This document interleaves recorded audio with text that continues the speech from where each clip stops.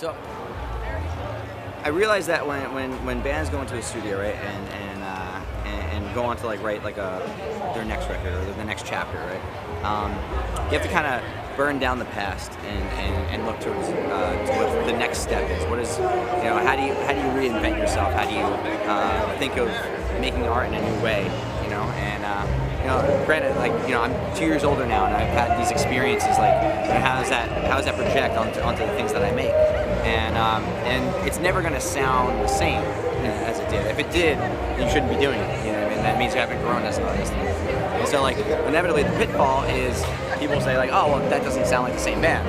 It's like, well, I know, because we're different. You know what I mean? So, if it's going to be my name in front of it, if it's going to be like this solo career, then I have the ability to change the name of the backing band if it's going to sound differently and it sets it apart. You know what I mean? So to me, I always thought of it like, all right, well, like movie taglines or books, like, it could be like the same central character, but it has to be called something different.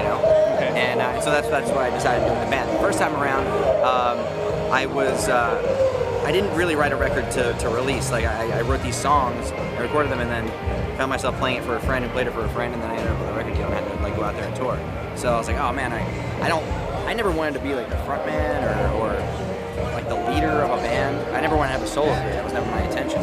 So I felt like I had almost a deficiency there. Like, I didn't think I was captivating enough or had this ability to be a frontman. So I thought if I brought a band along that distracted from that, then I could feel more comfortable with it. So I was like, all right, well, what could I name that band? Like, I thought about like a party or like a celebration. So the band name was The Celebration, and that's what I did for the first record. Now 2 years later, I've come to grips with it a little bit more. I know where I stand in this project and in life, and I realize that I don't have to be this thought of like this image of a front man. Like, I can do it on my own terms. I can just be myself.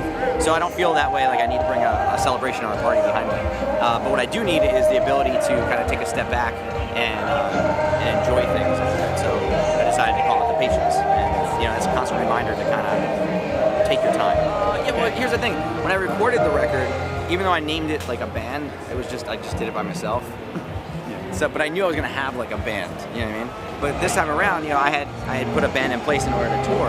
So I used, people that I had grown so used to it, and we became like this touring family. You know what I mean? So Matt Olson plays drums on the record. My brother, like literal brother-in-law, Evan Nestor, he plays guitar, and then our bass player from the Celebration, Rob Hughes, like, he wanted to stay home, and he's getting married, he's getting in the house, so he wants to get off the road.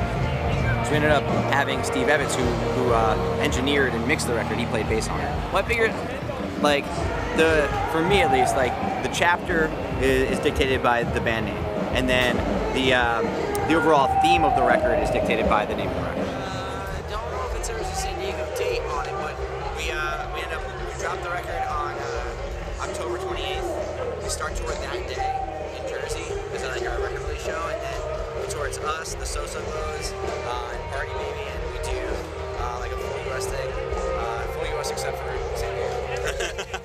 But I think we're, I don't know what the dates in front of me. I think we're in the California vicinity. I know California's a huge fucking state.